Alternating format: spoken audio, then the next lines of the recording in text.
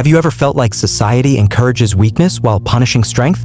Or wondered why some people build businesses and empires while others spend their lives working a 9-to-5 job? Why do some people lead when others only follow? Nietzsche had an answer: master morality versus slave morality. The two fundamental value systems that shape human society and individual character. From birth, you were given a moral framework, a way of seeing the world, judging right and wrong, success and failure. Were you taught to obey, conform, and play it safe? Or were you raised to be strong, ambitious, and self-reliant? The difference between master and slave morality is the difference between those who create values and those who adopt values imposed on them. Nietzsche writes, "The noble type of man experiences itself as value-creating. It is value-creating because it judges. What is harmful to me is harmful in itself. Master morality is the morality of those who shape the world. They judge things based on strength, capability, and self-determination. Slave morality is the morality of those who adapt to the world as it is. They judge things based on weakness, suffering, and the need for safety. Today, this divide still exists. Some people shape their own destiny, others wait for someone to tell them what to do. Some take risks and seek wealth, power, and control. Others settle for comfort and predictability. Some see hardship as a challenge, others see it as an injustice. Nietzsche writes, "He who cannot obey himself will be commanded." That is the nature of living creatures. The world you live in today, your education, your job, your relationships, was designed to reinforce one of these moralities in you. So the real question is, were you raised with the morality of a master or a slave? And if you weren't given a choice, can you change your morality? To understand why master and slave morality exist, we need to go back, far back, to the earliest human societies. Before civilization, before laws and governments, life was simple. Strength ruled. The strongest hunters took the best food, the bravest warriors led the tribe, and the most cunning strategists controlled resources. These people did not apologize for their strength, they saw themselves as superior because they could shape their world rather than just survive in it. This is where master morality was born. The masters defined their own values. They praised strength, power, ambition, and creativity, whatever helped them thrive and dominate their environment. Weakness to them was simply unfortunate, not something to be admired or rewarded. But not everyone was strong. Not everyone was born with the ability to lead, fight, or conquer. Those who were weaker, the ones who were dominated, eventually developed their own morality to cope with their powerlessness. This is where slave morality was born. Nietzsche writes, "The wretched alone are the good. The poor, the weak, the lowly are the only good people. The suffering, the deprived, the sick, the ugly are also the only religious people." Slave morality flipped the values of master morality upside down.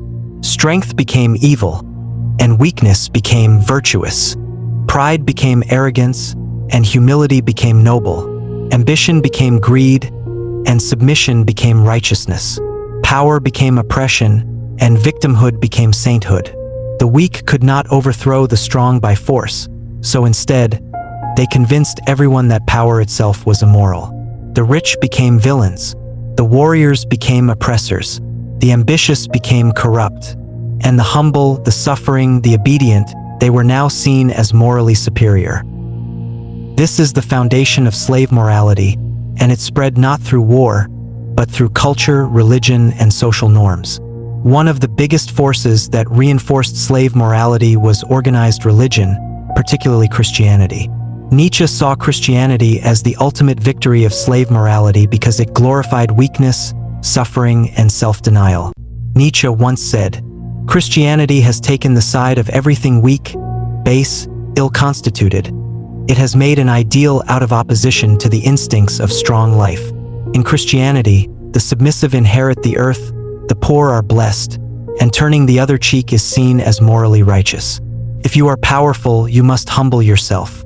If you are suffering, you are closer to God. If you are ambitious, you must renounce your desires." To Nietzsche, this wasn't a coincidence. It was a clever way for the masters to control the strong by convincing them to give up their power willingly. He saw slave morality as a psychological and cultural shift that subtly influenced and restrained the strong by redefining values. Slave morality became deeply ingrained in Western civilization, shaping our laws, ethics, and social expectations. Even today, society still rewards self-sacrifice over ambition, obedience over independence, and victimhood over resilience. But master morality never disappeared. It simply went underground, practiced by the elite, the powerful, and those who understood the game of life. The billionaires, political leaders, and world changers today still live by master morality. They define their own rules and shape their reality. Meanwhile, most people are still raised under slave morality, conditioned to follow rules rather than break them, to obey rather than lead, to accept rather than create. If you were raised in modern society, you were probably conditioned to think like a follower, to embrace slave morality without even realizing it. From the moment you were born, you were taught rules, expectations, and limitations.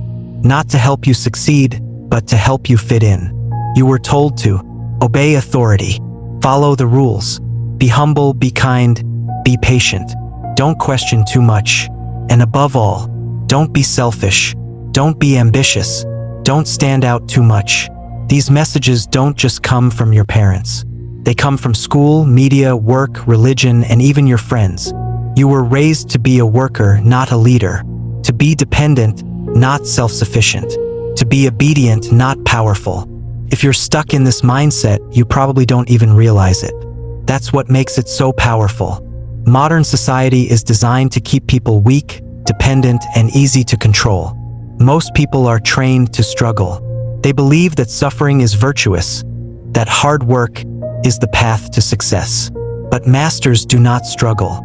They create systems that make others struggle for them. They understand that true power means making things easier, not harder. That's why masters are free, and slaves remain trapped. A master never waits for power to be handed to them. They take it. So the question is, will you? If you were raised under slave morality, can you escape it? Or are you permanently shaped by it? Is there even an escape? The answer is simple. Most people never break free, but some do. The difference? Awareness and action. If you're watching this, it means you've already done something most people never do. You've started questioning the values you were given. You're starting to see how the world actually works rather than how you were told it works. But awareness is just the first step. Even when people realize they are living by slave morality, they struggle to change. Why? Because their entire identity is built around it. Here are the biggest barriers that keep people stuck in slave morality. Fear of judgment. They are afraid of being seen as selfish or power-hungry. Guilt over success. They feel uncomfortable making money, gaining power, or taking control. Dependence on authority. They still seek approval from society, family, or peers.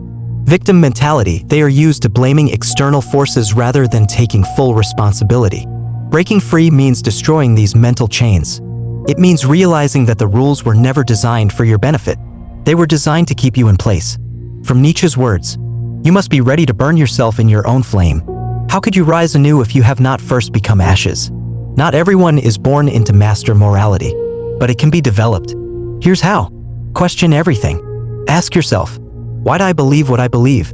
Are these beliefs my own, or were they given to me by society? Do they serve me, or do they limit me? Destroy the guilt. Stop feeling guilty for wanting power, money, or success. Stop believing self-interest is immoral. Recognize that power is a necessity, not an option. Build wealth and influence. Power comes from control over resources and people.